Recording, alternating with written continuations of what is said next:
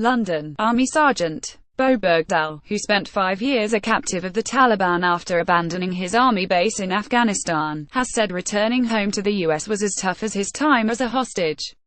The former prisoner of war, who earlier this week pleaded guilty to desertion and misbehavior before the enemy charges, told Britain's Sunday Times newspaper that his homecoming was difficult because his case had become political.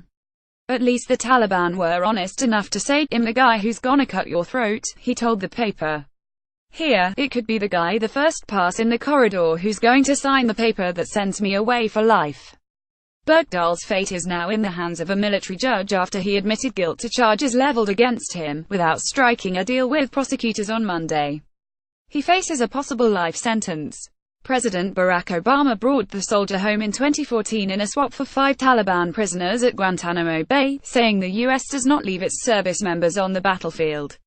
Related, Bowe Bergdahl pleads guilty after walking off military post in Afghanistan, but Republicans roundly criticized Obama, and President Donald Trump went further while campaigning for president, repeatedly saying Bergdahl deserved to be executed by firing squad or thrown from a plane without a parachute.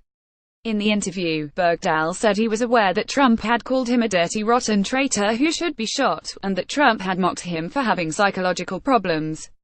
He's a politician, Bergdahl told the Sunday Times, but I know I can't convince the people who say, just string him up and shoot him. So you just move on. Asked whether such comments hurt, the soldier replied, "Yes, it does." Sergeant Bowe Bergdahl returns to the Fort Bragg courthouse after a lunch break on Fort Bragg, NC, earlier this month.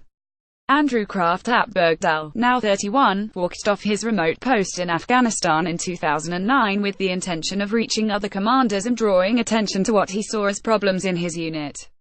But shortly after leaving the base, Bergdahl got lost and was kidnapped by the Taliban, who imprisoned him for 5 years, for 3 of which he was forced to live in a metal cage. Bergdahl, who tried to escape his captors on several occasions, told the newspaper that he reached a point in captivity when he was no longer afraid of dying.